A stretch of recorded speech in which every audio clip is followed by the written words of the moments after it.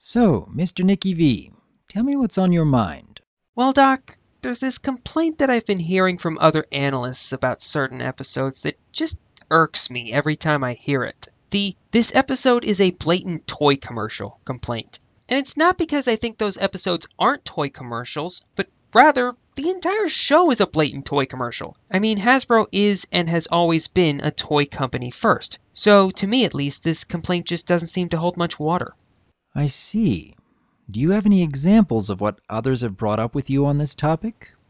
Well, I can't speak from personal experience, so this is just based on people's reviews. It's just that in every negative review I see for an episode like It Ain't Easy Being Breezy's or a Canterlot Wedding, people just seem to use that as an additional criticism for the episode. But when a really good episode with similar toy creating potential comes out like Luna Eclipsed or Read It and Weep, most people seem all too eager to just ignore that little criticism. So, do you think it would make a difference to someone's view on the episode if the new race, costume, or set piece didn't get any of the main focus in the story? Like, say, if they were just subtly placed in the background, do you believe people would complain about it any less? No. All I'm saying is that the toy commercial complaint only seems to be tied with episodes that people don't like. Heck, I'm not even sure if the toy commercial thing is a bad thing at all. Since usually when we get some new toys like Breezies or Crystal Ponies, it usually coincides with some nice world building with the show. Well, I would have to think that a lot of people who worry about the toy angle in the show are bringing up concerns because of past experiences. I know that I've seen a lot of media come out over the years that were based exclusively on selling toys, where the writing staff didn't seem to care much about the stories and characters being portrayed. Far more often than not, such shows don't last all that long because the hype over the new toys just isn't enough to sustain interest. Now, there have been some examples of media that started out with toy sales in mind that seemed to break the trend. But even then, many of those same examples have stories and characters that really do seem to go through the same shtick over and over again for years. I would guess that some members of the community are worried about those same things happening with MLP. Every time they see a new race, costume, or set piece being introduced, especially if there isn't enough explanation to go with it, they worry about whether MLP will start succumbing to that same trend they've seen before. What do you think, Nicky?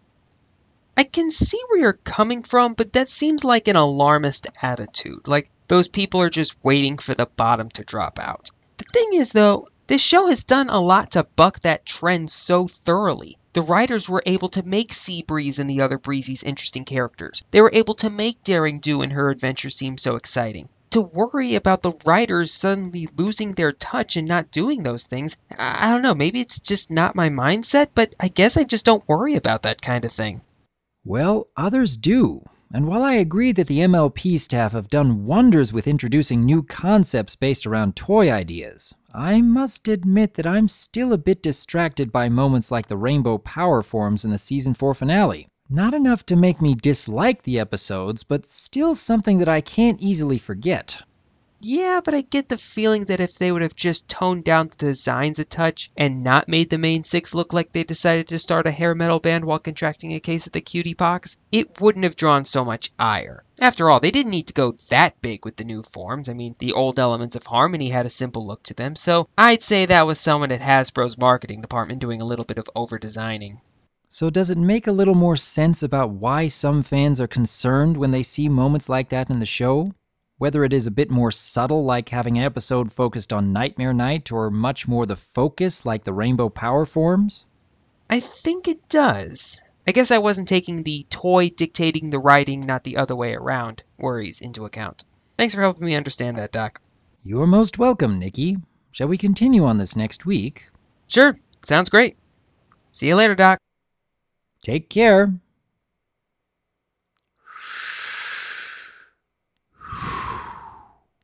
It's good to be helping.